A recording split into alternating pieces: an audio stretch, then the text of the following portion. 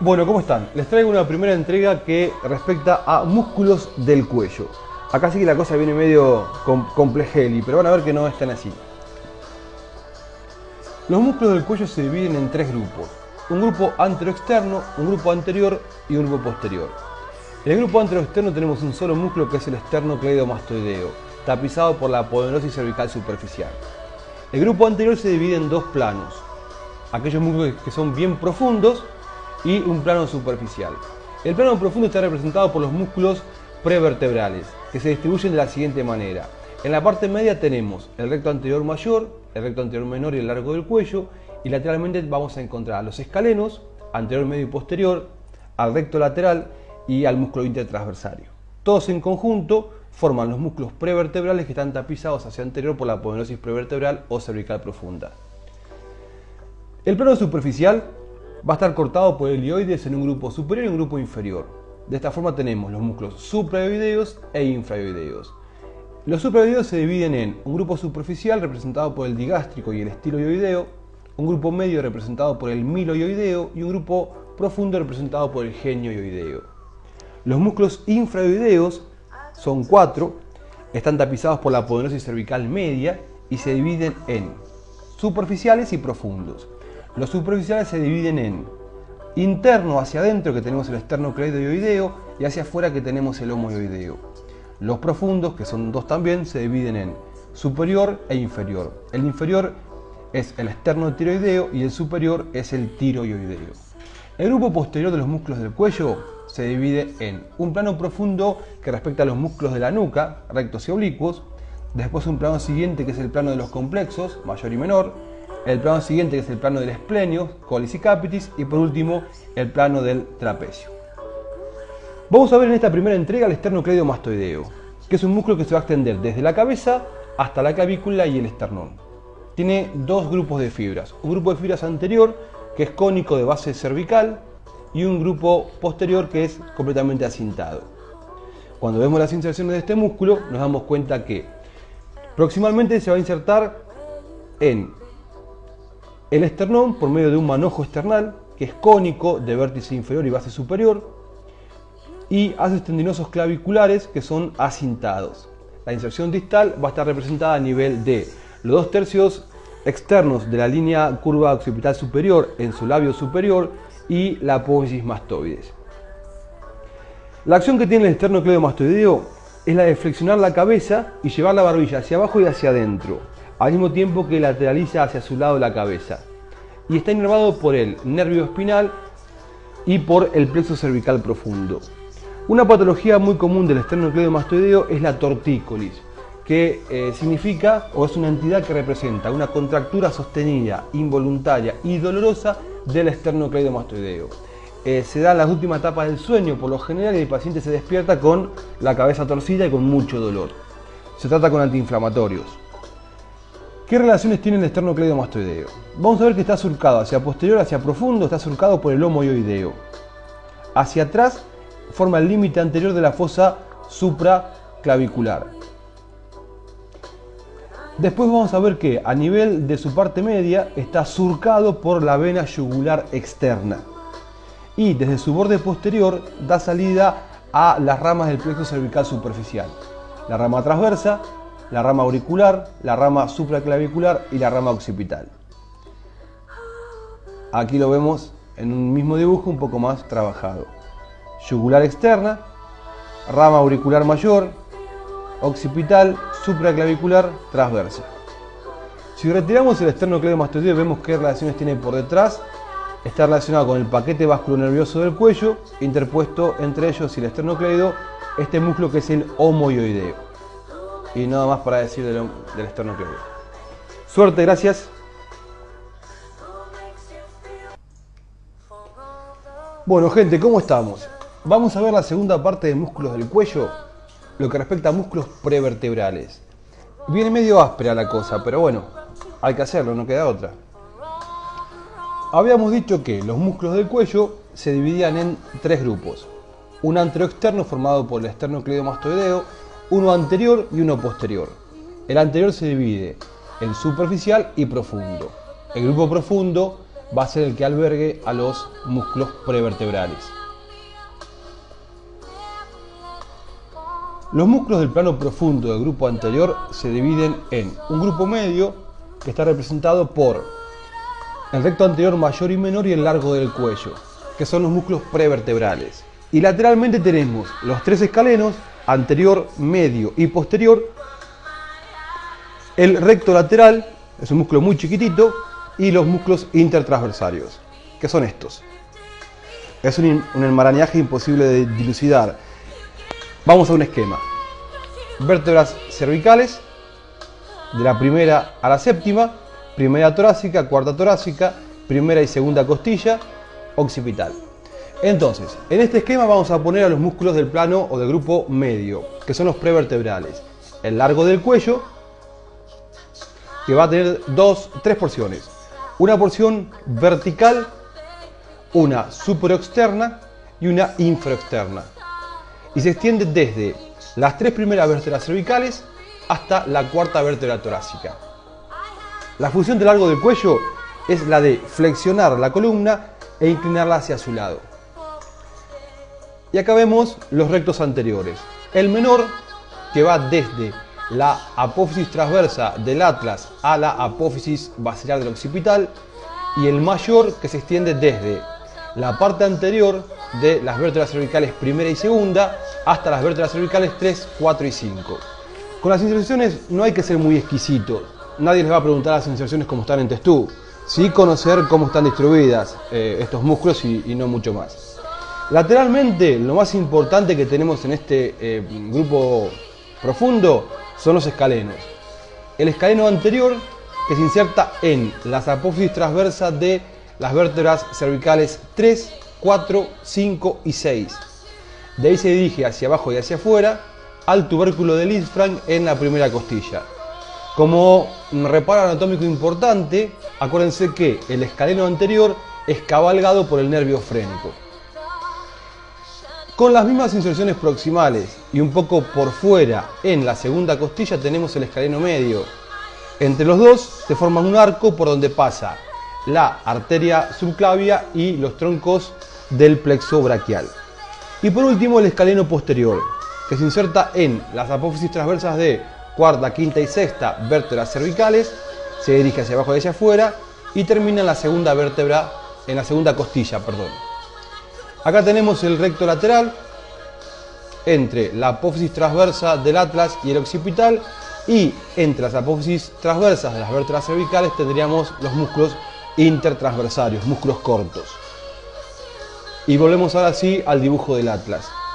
Entonces, en la parte media tenemos el largo del cuello. Lateralmente vamos a encontrar a este nivel lo que sería el recto anterior. Este es el menor y acá estaría el mayor. Este que vemos acá chiquitito es el recto lateral. Acá entre las apófisis transversas el intertransversario, y lateralmente los escalenos. El anterior, el medio, entre los dos la arteria subclavia, y el posterior. Y hasta la vista, baby, con los músculos prevertebrales. Chao, gente. Hasta luego.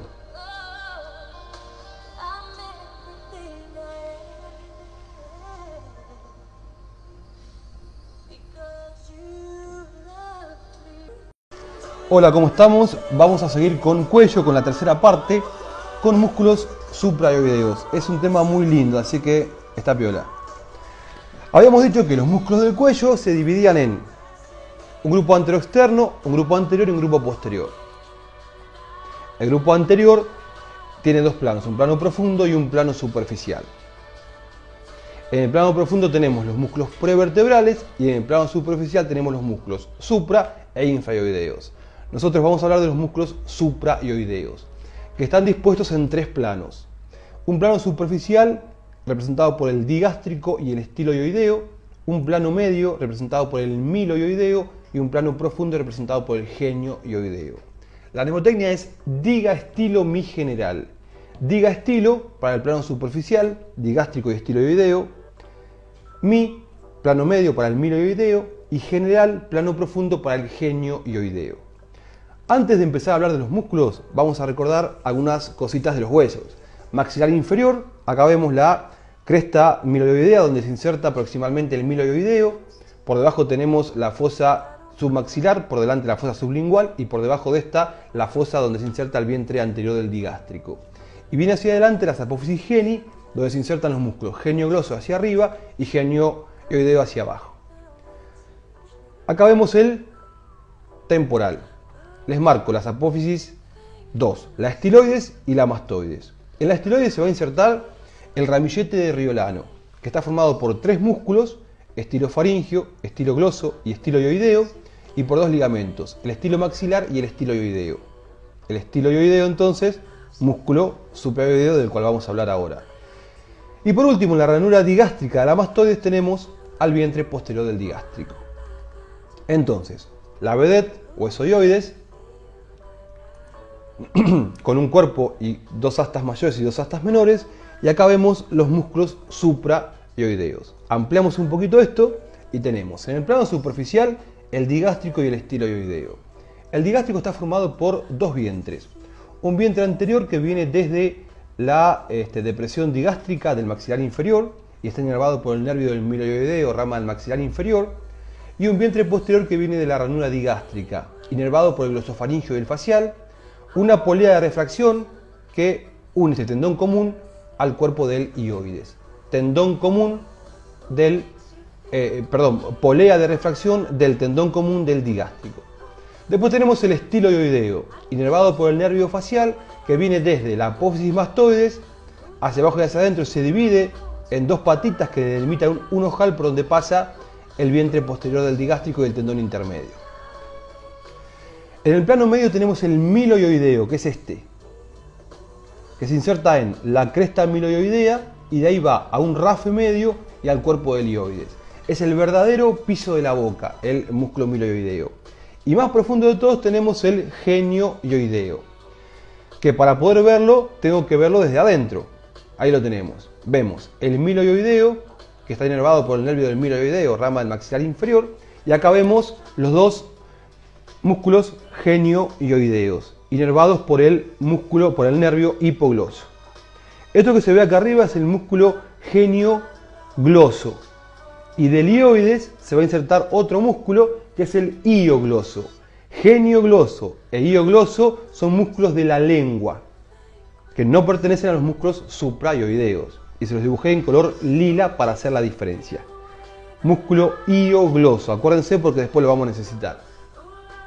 Ahora bien, fíjense, esto es un esquema donde vemos el borde del maxilar inferior, la oreja, la boca, las partes laterales del cuello. Es una región supraioidea vista desde abajo. Acá les marco el hueso ioides, apófisis mastoides y estiloides, y el esternocleidomastoideo. Acá se ve la ranura del músculo miloioideo y acá viene bajando el miloioideo.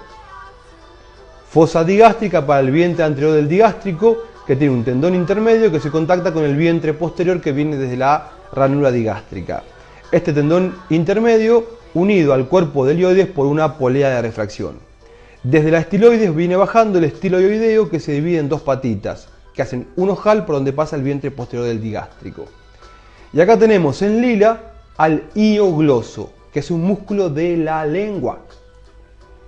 Por delante del esternocleido, vena yugular externa, y por dentro o hacia profundo, la vena yugular interna, que en esta región supraioidea recibe al tronco tirobilingüo faringofacial. Y agregamos ahora un nervio, que es el nervio hipogloso, que viene bajando con el paquete vasculonervioso del cuello sin formar parte de este, ya que lo forma el neumogástrico, hace una curva y se tuerce hacia adentro, hacia la región supraioidea, para perforarla y acabar en la lengua. Se delimita de esta forma un triángulo, que es el triángulo de Farabev, delimitado por la vena yugular interna hacia afuera, el tronco tirobilingüo faringofacial hacia abajo y hacia adentro, y el nervio hipogloso hacia arriba y hacia adentro. A este nivel vemos cómo se bifurca la carótida primitiva en interna y externa, y acá les marco una arteria que es la arteria lingual, que se dirige hacia adentro y acompaña al hipogloso hacia la lengua. Pero la arteria lingual pasa por profundo respecto del iogloso, mientras que el hipogloso lo hace superficial. Y acá se me delimitan dos triángulos más. Les marco el asta mayor del hueso hioides y acá se me delimita un triángulo que es el triángulo de Béclard, entre el borde posterior del hiogloso, el asta mayor del hueso hioides y el borde posterior del músculo digástrico, del vientre posterior del digástrico. ¿Qué contiene? Contiene el nervio hipogloso y la arteria lingual. Y después, otro triángulo más interno que es el triángulo de Pirogov. Béclard y Pirogov son dos karmas que tienen los alumnos de anatomía. Está delimitado por el borde posterior del miloioideo, el tendón intermedio del digástrico y el nervio hipogloso. Y contiene a la arteria lingual por detrás o hacia profundo respecto del hiogloso. Esta es la glándula submaxilar y acá vemos el dibujo del atlas con los tres triángulos. Ampliamos un poquito esto y acá vemos los triángulos. El de Farabev lo repetimos entre la vena yugular interna, el tronco tirobilingo faringofacial y el hipogloso. Se ve bifurcarse la carótida primitiva. Arteria lingual, nervio hipogloso, este es el músculo hiogloso y acá tenemos el asta mayor del hioides. A este nivel entonces, entre el borde posterior del hiogloso, el asta mayor del hioides y el vientre posterior del digástrico, el triángulo de Béclard, por donde pasan el hipogloso y la arteria lingual. Ahora bien, acá tengo el borde posterior del miloioideo, el tendón intermedio del digástrico y el hipogloso. Se debe pasar por detrás del hiogloso a la arteria lingual en el triángulo de Pirogov. Me cansé. Gente, espero que hayan entendido, lo van a tener que ver 2 o 3 veces para poder memorizarlo. Hasta luego. Bueno, ¿cómo andan, bellezas? ¿Todo bien? Vamos a ver la parte número 4 de cuello, lo que hace a los músculos infraioideos. Habíamos visto los músculos anteriores, los prevertebrales, los supraioideos, anterolateral y ahora vamos por los infraioideos. Entonces, en este esquema les muestro una vista anterior de una laringe. Acá vemos el cartílago tiroides, el cartílago cricoides en su arco anterior, la membrana cricotiroidea, el hueso hioides, la membrana tiroioidea, con los ligamentos tiroideo medio y lateral, y acá asomando la epiglotis. Para completar el esquema ponemos el esternón bien hacia adelante con la clavícula y la escápula bien hacia atrás y hacia afuera. Entonces, recordamos que los músculos infraioideos se dividen en dos planos, que son un plano superficial representado por un músculo interno que es el esternocleidoioideo y uno externo que es el homoioideo, y un grupo profundo que está representado por dos músculos, uno inferior que es el esternotiroideo y otro superior que es el tiroioideo.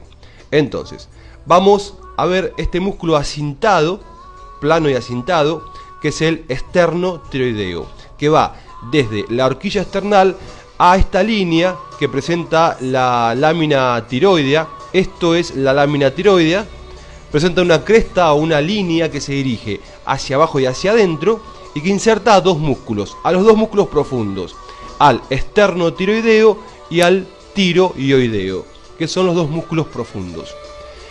Si avanzamos hacia superficial tenemos hacia adentro el esternocleidoioideo, desde el esternón y la clavícula hasta el hueso hioides, y hacia periférico el homoioideo, un músculo digástrico con sus vientres consecutivos unidos por un tendón intermedio, que va desde el borde superior de la escápula hasta la parte lateral del cuerpo y hasta mayor del hueso hioides. ¿Perfecto? Bien, vamos a ver que se me delimita a este nivel una estructura romboidea que se denomina rombo de la traqueotomía, delimitado por hacia abajo por las fibras del esternotiroideo y hacia arriba por las fibras del esternocleidoioideo. Conjuga dos músculos, uno del plano profundo y otro del plano superficial. Muy bien, ahí tenemos el rombo de la traqueostomía. Si yo hago un corte a este nivel, un corte horizontal a este nivel, en los cortes horizontales nunca puedo ver los cuatro músculos juntos. ¿Por qué? Porque el esternotiroideo y el tiroideo están en planos diferentes, uno está más arriba que otro. Entonces, si yo corto a un nivel superior, voy a ver estos dos juntos que corresponden al esternocleidoioideo y por fuera el homoioideo, es decir, los dos superficiales, que los veo siempre. En cualquier corte de cuello que yo haga, independientemente de la altura, siempre voy a ver los músculos del plano superficial de los músculos infraioideos. Y en un plano profundo, a este nivel voy a ver solamente el tiroioideo. Ahora bien, si yo hago un corte más abajo, voy a ver, como siempre, los músculos superficiales, el esternocleidoioideo y el homoioideo, y hacia abajo, hacia profundo, perdón, voy a ver a este, que es el esternotiroideo. Es medio trabalenguas, pero bueno, no es difícil. Decimos que todos los músculos infraoideos están inervados por el asa del hipogloso, por una anastomosis que se da entre una rama que desciende del hipogloso y una rama del plexo cervical profundo. Esa anastomosis se llama asa del hipogloso y manda fibras que van a inervar a todos los músculos infraoideos, a excepción del tiroioideo, que está inervado directamente por una rama que viene del nervio hipogloso. La función de estos músculos es la de deprimir el hueso ioides y de esta manera contribuir a los movimientos deglutorios y fonatorios también. Bueno, a ver este dibujo. Ampliamos ahí y ahí. Vista infraoidea, la bola alcahueta, nuestra amiguita la bola alcahueta. A ver, bola, móvete. Epa, ¿eso qué es? Esternocleidomastoideo, con sus haces externales, y acá vemos los haces claviculares.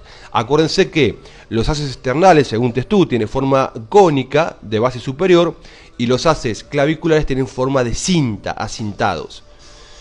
¿Y ese cuál puede ser? El homoioideo, fíjense, bien digástrico con un tendón intermedio. El mismo homoioideo, ¿sí? Trapecio. Y ese va desde la clavícula, cara inferior, canal, hasta la primera costilla, el subclavio. Epa, se enloqueció la bola. ¿Y ese cuál es? El deltoides. Deltoides, pectoral mayor, surco deltopectoral por donde viene corriendo la vena cefálica. Importante eso. Y este es el tiroioideo. Tiroioideo. Esternocleidoioideo. Y se fue. Y de los supraoideos, ya que estamos, marcamos otra bola alcahueta, la prima. Esternocleido, esternocleidoioideo. Y ese verdadero piso de la boca, el miloioideo. Esternocleido en un tendón cortadito. Ese es el vientre anterior del digástrico. Y ese es el vientre posterior. Vientre anterior cortado, tendón intermedio, vientre posterior. Y ese es el estiloioideo, que hace con sus dos patitas un agujerito por donde pasa el tendón intermedio del digástrico. Glándula submaxilar. Y ese es el pterigoideo interno, un músculo masticador, que va al ángulo de la maxila del lado de adentro. Pterigoideo interno. Y ya terminamos. Sí, basta, recreo. Gente, les dejo un cariño grande. Como siempre, éxitos. Y bueno, nos vemos. Faltó la foto de Martín acá. Hasta luego. Bueno, mis amigos, ¿cómo estamos? Vamos a ver la parte número 5 de cuello, lo que respecta a los músculos del grupo posterior. Y le dedicamos el video a mis amigos de la Universidad Nacional Mayor de San Marcos en Perú y a mis amigos de Chile. Y que devuelvan a Pampita, guachos. Bueno, habíamos dicho que el grupo posterior de los músculos del cuello se dividía en 4 planos. Un plano profundo, que corresponde a los músculos de la nuca, a los 2 oblicuos y a los 2 rectos. Un plano siguiente, que es el plano de los complexos o complejos mayor y menor. Uno más superficial todavía, que es el de los esplenios y el angular. Y el más superficial de todos, que es el del trapecio. Entonces, acá tenemos un esquema de una nuca ósea, protuberancia occipital externa y las líneas curvas occipitales superior e inferior, apófisis mastoides y 3 primeras vértebras cervicales. Entonces, vamos a ver el plano profundo. Tenemos el recto menor, que se inserta en la apófisis espinosa o el arco posterior del atlas hasta el tercio medio de la línea curva occipital inferior. Por fuera de este, el recto mayor, que se va a insertar en la apófisis espinosa del axis o segunda vértebra cervical, hasta el tercio medio de la línea curva occipital inferior. Acá tenemos el oblicuo mayor, que va desde la apófisis espinosa del axis a la apófisis transversa del atlas, y por último el oblicuo menor, que va desde la apófisis transversa del atlas hasta el tercio externo de la línea curva occipital inferior. Esto parece un trabalenguas. Se me delimita acá un triángulo, que es el triángulo de la nuca o triángulo de Tillot, entre el recto mayor, el oblicuo menor y el oblicuo mayor. Triángulo de Tillot, se suele preguntar bastante. Por ahí se ve pasar la arteria vertebral, que viene subiendo por los agujeros transversos hasta el endocráneo, y se ve salir el primer nervio raquídeo. Si avanzamos hacia superficial, tenemos el plano de los complexos, complexo mayor y complexo menor.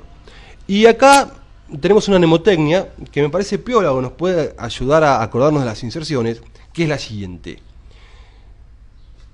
Para el complexo mayor, T46, y para el complexo menor, T51. ¿Qué quiere decir T46? Que se inserta en la apófisis transversa de las 4 últimas vértebras cervicales y las 6 primeras vértebras torácicas.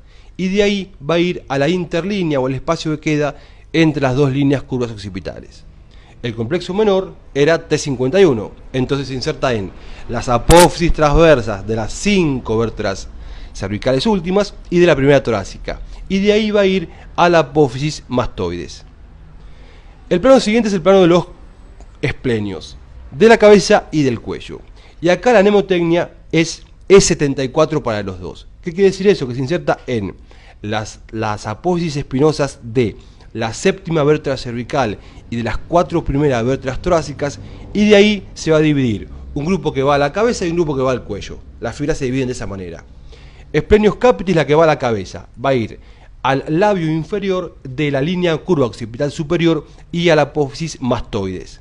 Y el esplenius collis va a ir a las apófisis transversas de las 3 primeras vértebras cervicales.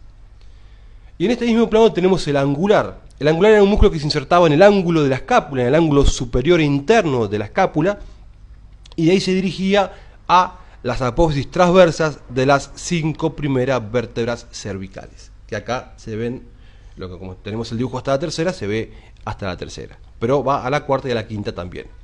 Y por último el trapecio, que se insertaba en todas las apófisis espinosas de las vértebras cervicales y de las 10 primeras vértebras torácicas, y en el tercio interno del labio superior de la línea curva occipital superior. Y de ahí va a ir al labio superior de la apófisis espinosa de la escápula y al borde posterior de la extremidad externa de la clavícula. En lo que me queda del labio superior de la línea curva occipital superior y en la mastoides se va a insertar el esternocleidomastoideo. Y un último músculo que se inserta en la mastoides acá, que es el vientre posterior del digástrico. Y acá tenemos para contestar una pregunta que se suele hacer, que es ¿qué músculos se insertan en la apófisis mastoides? Son 4. El esternocleidomastoideo, el esplenius capitis, el complexo menor y el vientre posterior del digástrico. Siempre dicen solamente esternocleido, pero son 4 en realidad. Bueno, vamos a ver acá con mi amiga la bola mensajera. Tenemos recto mayor, recto menor, oblicuo menor, oblicuo mayor. Ese es el complexo y ese es el esplenio. Y acá vemos el esplenio, el complexo y nada más. Plano superficial tenemos trapecio, esternocleido. Con este los abrojé. ¿Cuál es este? El redondo mayor, que va junto con este, que es el dorsal ancho, acá juntitos, a la corredera bicipital del húmero, deltoides y nada más. Ahora bien, vamos a hacer un corte a nivel de la séptima vértebra cervical para terminar de redondear todo lo que es cuello. Entonces vemos que tenemos por delante los músculos prevertebrales, lateralmente los escalenos, hacia atrás, como el corte es a nivel de la séptima vértebra cervical, vemos el transverso espinoso, luego el plano de los complexos mayor y menor, el plano del esplenio, de la cabeza y del cuello, y conjuntamente el angular, y después tenemos el más superficial, que es el trapecio.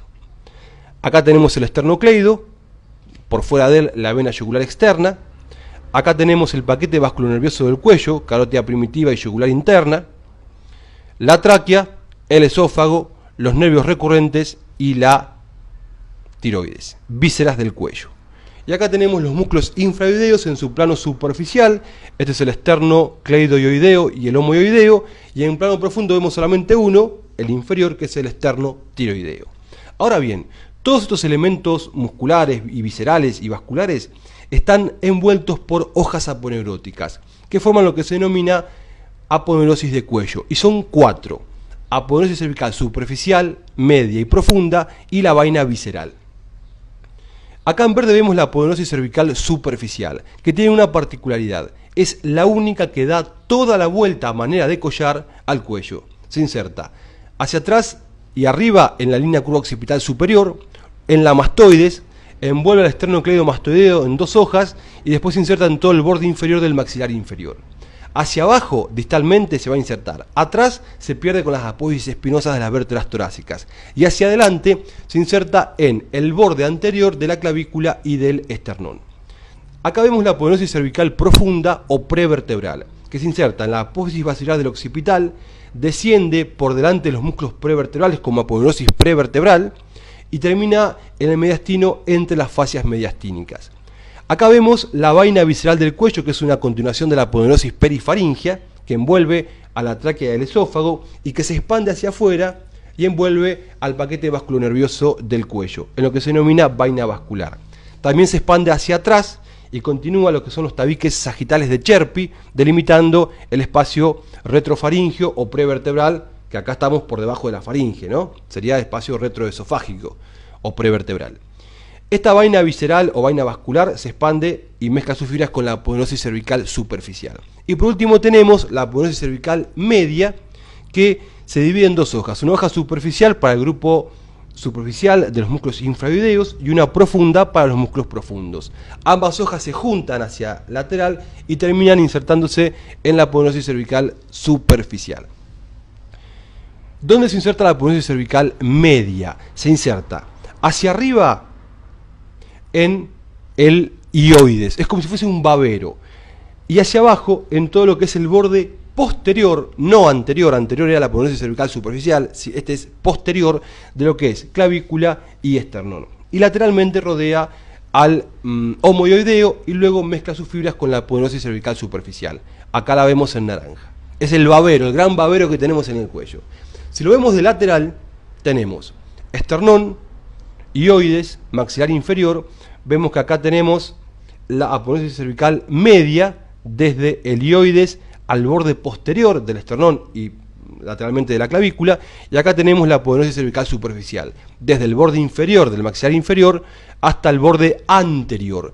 Estas 2 hojas corren juntas hasta que 4 o 5 centímetros por arriba del esternón y la clavícula se separan, porque van a insertarse una por delante y otra por detrás del esternón y de la clavícula, y deja un espacio ocupado por un tejido célulo-adiposo que se denomina espacio supraesternal y supraclavicular de Gruber. Gente, hasta acá llegamos. Les mando un cariño grande, éxitos y nos vemos pronto. Hasta luego.